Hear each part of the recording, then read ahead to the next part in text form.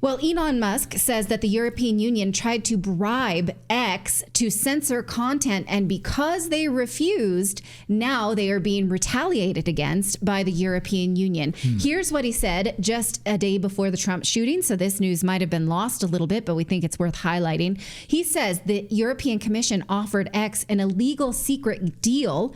If we quietly censored speech without telling anyone, they would not fine us. The other platforms accepted that deal. X did not. So now what you see below there is the fact that the European Commission is in fact going to go after X for violation of their Digital Service Act, or DSA. We're going to look at that in a second, but we knew this was coming. We'd been following the DSA since its implementation in the European Union. I want to say I hate everything about it.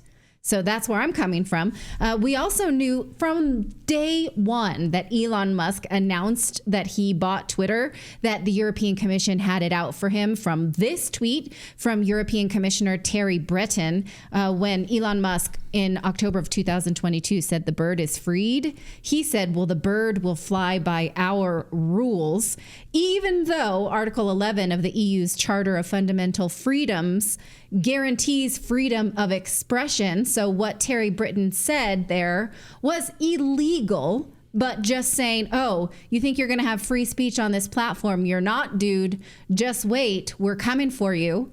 He made good on that promise. They are coming for Twitter. So here is the EU saying that X is in breach of the DSA. This is their findings from a preliminary investigation. Let's put investigation in quotes because we're going to look at another investigation that they did last year and it was BS. But here is specifically what they have a problem with. And it's kind of laughable if you look at their three problems. The first and biggest problem that they see with X is that now the verified accounts look like the blue check marks. And that's deceiving because anybody now can get a verified status. And so it's making people think that some users are legitimate when the European Commission thinks they're not. Well, who are they to say whose voice is legitimate and who isn't? Right. So if you're just like a dude who lives in Europe and I don't know, you're a pig farmer and you decide to pay your monthly fee in order to have a check mark next to your name, the European Commission is saying, wait a minute, X, you've deceived people into thinking that this farmer is worth listening to the same extent as Greta Thunberg or what have you. Like, how come the EU gets to rank people and say you can't confuse people with who's important and isn't that weird?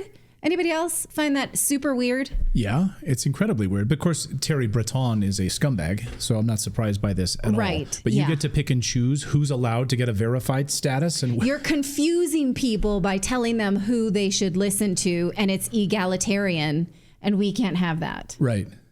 You're allowed to charge a certain amount if someone wants to add that verified badge. And they're saying they shouldn't, that it should have been before that X just chooses who's verified and then that's a status symbol. Was that a better system? Was that a better system when you literally had some mysterious powers that be at Twitter who could pick and choose who they gave authority to? Why is the European Commission concerned with this at all, whether or not somebody thinks someone else is worth listening to? Hey, because European they need Commission, to downrank people who they don't like. Hey, European Commission, you had a Nord Stream pipeline blown up by your friends. Maybe you want to go investigate that. Maybe that's more important than finding out who has a verified status on X. Yes. It's just an idea. That's strange. Also, they say that they're unhappy that there's no transparency on X for searchable advertisement repository. So they want to know basically who's supporting X, which means can we put a target on their back? That's the way I read it. Also, they say they prohibit independent accessing of their data. So they want in to X's data the way they had freely before Elon Musk was at the helm. And they're pretty pissed off now that they can't get in there like they could before. Here's what they say they're going to do about it. They're saying that you better get in line or else we're going to slap these fines on you. Could be 6% of total worldwide annual turnover of the provider. So think about that. Not even just what you make in Europe. Like you could be violating our rules in Europe, but we're going to fine you for your worldwide income. Also, they've opened formal proceedings, they say, against X. But as Elon mentioned that other social media companies are complying with EU censorship, well, that doesn't seem to be the case, because if you look at the bottom, it says that the European Commission has also opened proceedings against TikTok, AliExpress, and Meta as of this year. Interesting, as someone just pointed out in our chat, Instagram, they just randomly pick who they want to verify. Yes. So that's a Meta-owned property. Well, you can pay for it as well. Oh, you can? You can. Okay. Yeah. It used to be like that, but yes.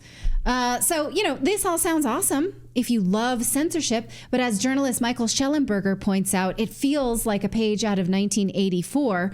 In a series of tweets, which you should seek out, but I'm only going to show you this one, Schellenberger says that what Breton is doing is flagrantly illegal. He is violating the Universal Declaration of Human Rights, the EU Constitution, and the French Constitution. US, EU, and other lawmakers around the world should demand Breton be fired and investigated for his attack on freedom. He says that Breton's main goal is to censor independent journalists who debunk EU disinformation, and he is a totalitarian. And I agree. He's warning that things could, in fact, get very dark with these a-holes at the helm, and I agree. Now, not that a-hole, but all three of them. Do you see the next screen? The next one I want to show you. Very dark. Okay. Yes, that one.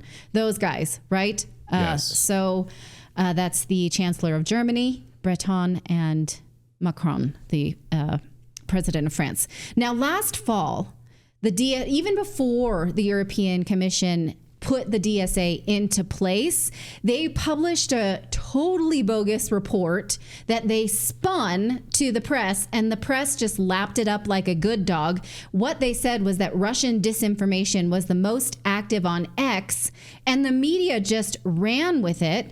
They launched this from a compilation of a report that they called Disinformation from a monitoring startup called Trust Lab. Here is the report right there. And who is Trust Lab that the European Commission hired to search social media for disinformation? They're a partner of the CIA.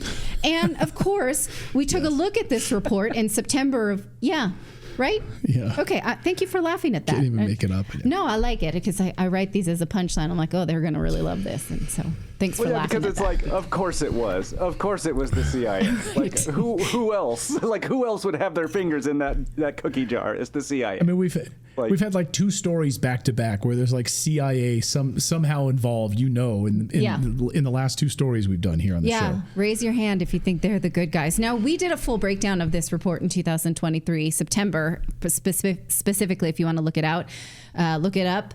But we read this report and did not conclude that disinformation on X in Europe had anything to do with Russia. In fact, the report never determined the source of what they called misinformation, nor did it prove that the keywords that they were searching for were misinformation. So they searched words like COVID or vaccine hesitancy and concluded that everything about that was misinformation, which we know it's not, and then just said this happens a lot in Spain and France.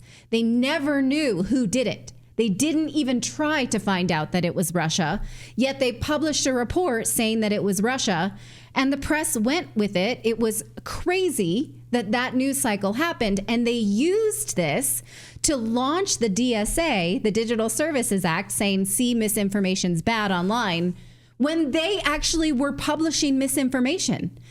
They faked that report.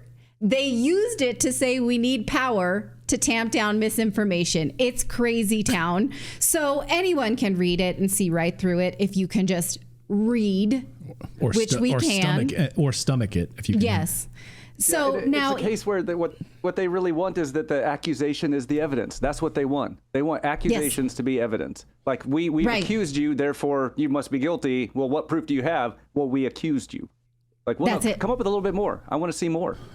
Yeah. Right. That's it. Imagine that. And then they think that, well, you won't read the actual report because you're busy on Instagram Reels, so you're not going to do that, And I guess in Europe, evidence is not important, right? Right. Yeah. Not like in the United States. So we will see actually how this holds up in a court of law, because Elon Musk says he will fight this, and he's not going to just hand over 6% of Twitter's revenue, nor is he going to hand over censorship control to the European Commission. So we'll see what happens. Will this dismantle the DSA altogether, or who knows? It's worth watching. So let us know what you think of that.